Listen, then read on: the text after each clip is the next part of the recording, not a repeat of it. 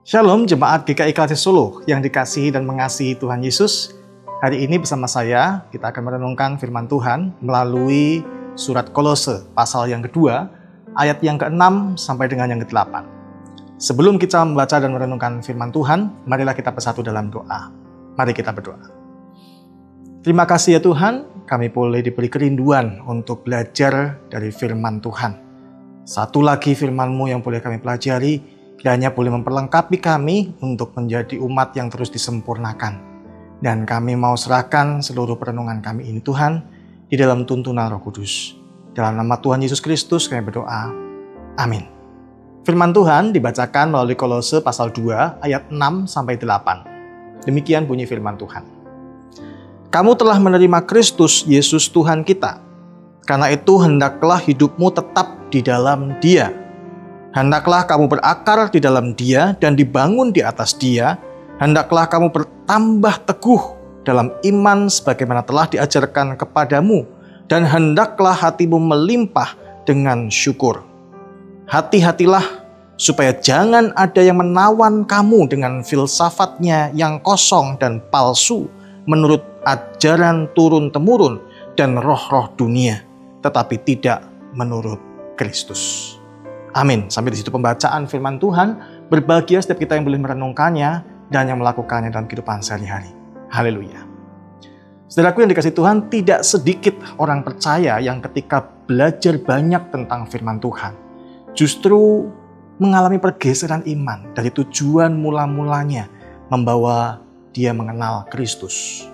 Awalnya menjadi tekun membaca firman Tuhan karena cinta kepada Tuhan, ingin mengenal Tuhan lebih dekat lagi.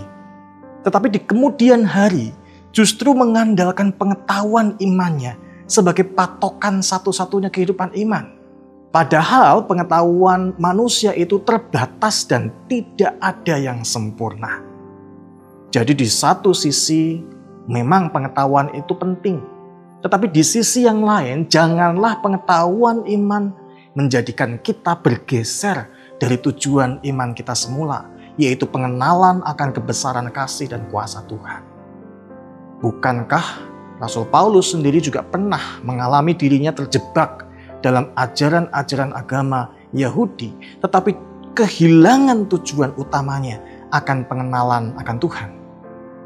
Secara pengetahuan, Saulus adalah seorang pemimpin agama yang cerdas, diakui kewenangannya. Tetapi pada akhirnya ketika Paulus mengalami perjumpaan dengan Tuhan Yesus, ia merombak imannya pada pengetahuan kepada Kristus sebagai dasar dari imannya. Pengetahuan yang dulu pernah dimilikinya dipandang sebagai sampah karena tidak didirikan di atas dasar yang benar. Dan dalam pertobatannya, Paulus menjadikan pengenalan akan kebesaran kasih dan kuasa penebusan Kristus sebagai dasar yang mengubah pemahaman pengetahuannya yang lama pada sudut pandang yang berbeda dan lebih teguh karena kebangkitan Kristus Yesus yang nyata baginya. Demikianlah hendaknya setiap kita pun belajar, tentu baik, tentu memiliki pengetahuan itu penting. Tetapi biarlah semua pengetahuan yang kita dapatkan dari belajar itu berada di atas dasar kuasa kasih dan pengampunan Kristus yang teguh. Jangan biarkan diri kita jatuh pada kecenderungan mengagungkan pengetahuan sehingga kita justru mengingkari iman. Tetapi jangan juga menjadi umat yang naif dan tidak mau diperlengkapi oleh kebenaran firman Tuhan sehingga mudah dimanfaatkan dan disesatkan. Baiklah kita memperlengkapi diri kita dengan pengetahuan akan kebenaran firman Tuhan di atas dasar Kristus. Sehingga kehidupan kita dijauhkan dari kebencian, jauhkan dari permusuhan, jauhkan diri kita dari pencederaan.